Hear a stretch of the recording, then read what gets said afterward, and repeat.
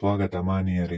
ಮಹಾಭಾರತದಲ್ಲಿ ಒಬ್ಬ ನತದೃಷ್ಟ ಯೋಧನಿರುತ್ತಾನೆ. ಅವನು ಯುದ್ಧಕ್ಕೆ ಹೋಗದೆ ತನ್ನ ಪ್ರಾಣವನ್ನು ಕಳೆದುಕೊಳ್ಳುತ್ತಾನೆ. ಧರ್ಮಕ್ಕಾಗಿ ಬಾರ್ಬರಿಕನು ತನ್ನ ಪ್ರಾಣವನ್ನು ಏಕೆ ತ್ಯಜಿಸಿದನು ಎಂದು ಈ ವಿಡಿಯೋದಲ್ಲಿ ತಿಳಿದುಕೊಳ್ಳೋಣ ಬನ್ನಿ. ಒಂದು ದಿನ ಅಚಾನಕ್ಕಾಗಿ ಕಾಡಿನಲ್ಲಿ ಬಾರ್ಬರಿಕ್ ಮತ್ತು ಭೀಮನ ಭೇಟಿಯಾಗುತ್ತದೆ. ಅವರಿಬ್ಬರು ಅವರ ಪರಿಚಯಗಳನ್ನು ತಿಳಿದುಕೊಳ್ಳದೆ ಕಾರಣಾಂತರಗಳಿಂದ ಯುದ್ಧವನ್ನು ಆರಂಭಿಸುತ್ತಾರೆ. ಆ ಯುದ್ಧದಲ್ಲಿ ಭೀಮನು ಮೂರ್ಛೆ ಹೋಗುತ್ತಾನೆ. ನಂತರ ಬಾರ್ಬರಿಕನು ಭೀಮನನ್ನು ಎತ್ತಿಕೊಂಡು ತನ್ನ ಗುಹೆಗೆ ಹೋಗುತ್ತಾನೆ. ಆ ಗುಹೆಯಲ್ಲಿ ಘಟೋತ್ಕಚನು ಆ ಮೂರ್ಛೆ ಹೋದ ವ್ಯಕ್ತಿಯನ್ನು ನೋಡಿದಾಗ ಅವನು ತನ್ನ ಪಿತನಾದ ಭೀಮ ಎಂದು ತಿಳಿಯುತ್ತದೆ. ಅವನು ಬಾರ್ಬರಿಕನಿಗೆ ಇವರು ನನ್ನ ತಂದೆ ಭೀಮ ಎಂದು ಹೇಳುತ್ತಾರೆ. ನಂತರ ಭೀಮನಿಗೆ ಎಚ್ಚರವಾಗುತ್ತದೆ. ಭೀಮನು ಬಾರ್ಬರಿಕನನ್ನು ಕಂಡು ಹೆಮ್ಮೆ ಪಡುತ್ತಾನೆ. ನಂತರ ಅವನು ತನ್ನ ವಾಸಕ್ಕೆ ಹಿಂದಿರುಗುತ್ತಾನೆ. ಭೀಮನ ಮೈಮೇಲಿನ ಗಾಯಗಳನ್ನು ಕಂಡು ಪಾಂಡವರು ಏನಾಯಿತೆಂದು ವಿಚಾರಿಸಿದರು. ಅರ್ಜುನನು ಕೋಪದಿಂದ ಇದಕ್ಕೆ ಕಾರಣ ಯಾರು ಎಂದು ಕೇಳಿದನು. ಆಗ ಬಾರ್ಬರಿಕನು ಬಂದು ಇದಕ್ಕೆ ನಾನೇ ಕಾರಣ ಎಂದನು. ನಂತರ ಭೀಮನು ಬಾರ್ಬರಿಕನು ತನ್ನ ಮಗನಾದ ಘಟೋತ್ಕಚನ ಮಗ ಎಂದು ಎಲ್ಲರಿಗೂ ಪರಿಚಯಿಸಿದನು. ಎಲ್ಲರಿಗೂ ಸಂತೋಷವಾಯಿತು. ಯುದ್ಧದಲ್ಲಿ ಇನ್ನು ನಮಗೆ ಸೋಲೆ ಇಲ್ಲ ಎಂದು ಖುಷಿಪಟ್ಟರು. ಅದೇ ಸಮಯದಲ್ಲಿ ಶ್ರೀಕೃಷ್ಣರು ಅಲ್ಲಿಗೆ ಬರುತ್ತಾರೆ. ಬಾರ್ಬರಿಕನು ಶ್ರೀಕೃಷ್ಣನನ್ನು ನೋಡಿ ನಮಸ್ಕರಿಸುತ್ತಾನೆ. ಆಗ ಶ್ರೀಕೃಷ್ಣ ಬಾರ್ಬರಿಕನ ಬಳಿ ಕೇಳುತ್ತಾರೆ, ನೀನು ಒಬ್ಬನೇ ಈ ಯುದ್ಧವನ್ನು ಸಮಾಪ್ತಿ ಮಾಡಬಲ್ಲೆಯಾ ಎಂದು. ಆಗ ಬಾರ್ಬರಿಕನು, ನೀವು ಆದೇಶ ನೀಡಿದರೆ ನಾನು ಈ ಕೂಡಲೇ ಈ ಯುದ್ಧವನ್ನು ಮುಗಿಸಿಬಿಡುತ್ತೇನೆ ಅದು ಹೇಗೆ ಎಂದು ಕೃಷ್ಣ ಹೇಳುತ್ತಾರೆ.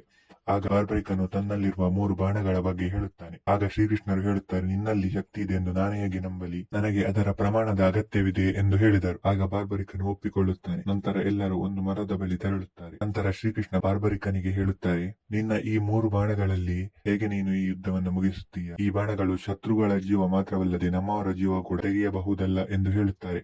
ಆಗ ಬಾರ್ಬರಿಕನು ಉತ್ತರಿಸುತ್ತಾನೆ, ಅದಕ್ಕಾಗಿಯೇ ನನಗೆ 3 ಬಾಣಗಳನ್ನು ನೀಡಲಾಗಿದೆ.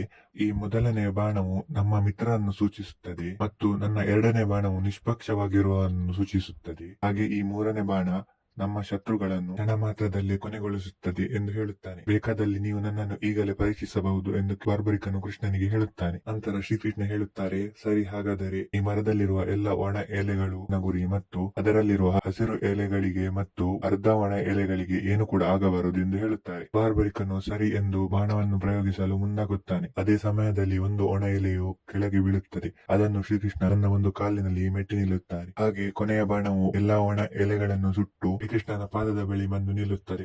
ಆಗ ಬಾರ್ಬರಿಕನು ಹೇಳುತ್ತಾನೆ, ನಿಮ್ಮ ಪಾದವು ನನ್ನ ಲಕ್ಷ್ಯಕ್ಕೆ ಅಡ್ಡವಾಗಿ ನಿಂತಿದೆ, ದಯವಿಟ್ಟು ನಿಮ್ಮ ಪಾದವನ್ನು ಹಿಂತೆಗೆಯಿರಿ ಎಂದು ಶ್ರೀಕೃಷ್ಣರಿಗೆ ಹೇಳುತ್ತಾನೆ. ಶ್ರೀಕೃಷ್ಣ ಕಾಲನ್ನು ಹಿಂಪಡೆದ ಕೂಡಲೇ ಆ ಬಾಣವು ಆ ಎಲೆಯನ್ನು ಕೂಡ ಸುಟ್ಟು ಹಾಕುತ್ತದೆ. ಆಗ ಪಾಂಡವರೆಲ್ಲರಿಗೂ ಸಂತೋಷವಾಗುತ್ತದೆ. ಆಗ ಅರ್ಜುನನು ಕೃಷ್ಣನಿಗೆ ಕೇಳುತ್ತಾನೆ, ನೀವು ಆ ಎಲೆಯ ಮೇಲೆ ಕಾಲನ್ನು ಏಕೆ ಇಟ್ಟಿರಿ? ಅದರ ಅವಶ್ಯಕತೆಯಾದರೂ ಏನು ಇತ್ತು ಎಂದು. ಆಗ ಶ್ರೀಕೃಷ್ಣನು, ಇದು ಅವಶ್ಯಕತೆ ಇದೆ ಎಂದು ಹೇಳಿದರು. ನಂತರ ಶ್ರೀಕೃಷ್ಣರು ಹೇಳುತ್ತಾರೆ, ನಾನು ಬಾರ್ಬರಿಕನನ್ನು ಕೊಲ್ಲಲೇಬೇಕು ಎಂದು ಹೇಳುತ್ತಾರೆ. ಆಗ ಎಲ್ಲರೂ ಶ್ರೀಕೃಷ್ಣರ ಬಳಿ ಬಾರ್ಬರಿಕನನ್ನು ಕೊಲ್ಲದಿರಲು ಬೇಡಿಕೊಳ್ಳುತ್ತಾರೆ. ಆಗ ಪಾಂಡವರು ಕೃಷ್ಣರ ಬಳಿ ಕೇಳುತ್ತಾರೆ, ಬಾರ್ಬರಿಕ ನಮ್ಮ ಪರವಾಗಿ ಯುದ್ಧ ಮಾಡುತ್ತಾನೆ, ಹಾನಿ ಕೌರವರಿಗೆ ಆಗುತ್ತದೆ, ಇದರಲ್ಲಿ ನಮಗೇನು ತೊಂದರೆ ಎಂದು ಕೇಳುತ್ತಾರೆ. ಆಗ ಕೃಷ್ಣರು ಹೇಳುತ್ತಾರೆ, ಇದು ಸತ್ಯವಲ್ಲ, ಸತ್ಯ ಬೇರೆ ಇದೆ ಎಂದು ಹೇಳುತ್ತಾರೆ. ಏಕೆಂದರೆ ಬಾರ್ಬರಿಕನು ಮಾತು ಕೊಟ್ಟಿದ್ದು ಹೀಗೆ, ಯುದ್ಧದಲ್ಲಿ ಯಾರು ನಿಶಕ್ತರಿರುತ್ತಾರೋ ಅವರ ಪರವಾಗಿ ಯುದ್ಧ ಮಾಡುತ್ತೇನೆ ಎಂದು. ಇದನ್ನು ಶ್ರೀಕೃಷ್ಣರು ಹೇಳುತ್ತಾರೆ. ಆಗ ಪಾಂಡವರು ಹೇಳುತ್ತಾರೆ, ಯುದ್ಧದಲ್ಲಿ ನಾವೇ ನಿಶಕ್ತರು, ನಮ್ಮ ಬಳಿ 7 ಅಕ್ಷೋಹಿಣಿ ಸೈನ್ಯ ಮಾತ್ರ ಇದೆ, ಆದರೆ ಕೌರವರ ಬಳಿ 11 ಅಕ್ಷೋಹಿಣಿ ಸೈನ್ಯ ಇದೆ ಎಂದು. ನಂತರ ಶ್ರೀಕೃಷ್ಣನು ಬಾರ್ಬರಿಕನ ಬಳಿ ಬಂದು ಹೇಳುತ್ತಾರೆ, ನೀನು ಯುದ್ಧದಲ್ಲಿ ಪಾಲ್ಗೊಂಡರೆ ಏನಾಗುತ್ತದೆ ಎಂದು ನಿನಗೆ ತಿಳಿಯಬೇಕೆ ಎಂದು ಅವನಿಗೆ ತಮ್ಮ ದಿವ್ಯ ದೃಷ್ಟಿಯಿಂದ ತೋರಿಸುತ್ತಾರೆ. ಅದರಲ್ಲಿ ಮೊದಲು ಬಾರ್ಬರಿಕ ಪಾಂಡವರ ಬಳಿ ಇರುತ್ತಾನೆ. ನಂತರ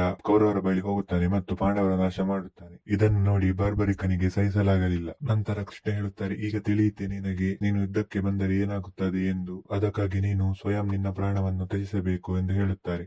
ಆಗ ಬಾರ್ಬರಿಕನು, ನಾನು ನನ್ನ ತಲೆಯನ್ನು ಕೃಷ್ಣರ ಪಾದಕ್ಕೆ ಅರ್ಪಿಸುತ್ತೇನೆ ಎಂದು ತನ್ನ ತಲೆಯನ್ನು ಕತ್ತರಿಸಿಕೊಳ್ಳುತ್ತಾನೆ. ಆದರೆ ಬಾರ್ಬರಿಕನಿಗೆ ಮಹಾಭಾರತ ಯುದ್ಧವನ್ನು ನೋಡಬೇಕೆಂದು ಆಸೆ ಇತ್ತು. ಆದ್ದರಿಂದ ಶ್ರೀಕೃಷ್ಣನು ಕತ್ತರಿಸುವುದ ಅವನ ತಲೆಗೆ ಜೀವ ಕೊಟ್ಟು ಒಂದು ಬೆಟ್ಟದ ಮೇಲೆ ಸ್ಥಾಪಿಸುತ್ತಾನೆ. ಅದಕ್ಕೆ ಜೀವ ನೀಡಿ ಹೇಳುತ್ತಾರೆ, ಬಾರ್ಬರಿಕ, ನಿನ್ನ ಈ ತ್ಯಾಗವು ವ್ಯರ್ಥವಾಗುವುದಿಲ್ಲ, ನೀನು ಮಹಾಭಾರತದ ಸಾಕ್ಷಿ ಎಂದು ಪರಿಗಣಿಸಲಾಗುತ್ತದೆ ಎಂದು ಹೇಳುತ್ತಾರೆ. ಪೂಜೆಯನ್ನು ಸಲ್ಲಿಸುತ್ತಾರೆ ಎಂದು ಹೇಳುತ್ತಾರೆ. ಇಂತಹ ಮಾಹಿತಿ ವಿಡಿಯೋಗಳಿಗಾಗಿ ನಮ್ಮ ಚಾನಲ್ಗೆ ಸಬ್ಸ್ಕ್ರೈಬ್ ಮಾಡಿ ಮತ್ತು ಸಪೋರ್ಟ್ ಮಾಡಿ.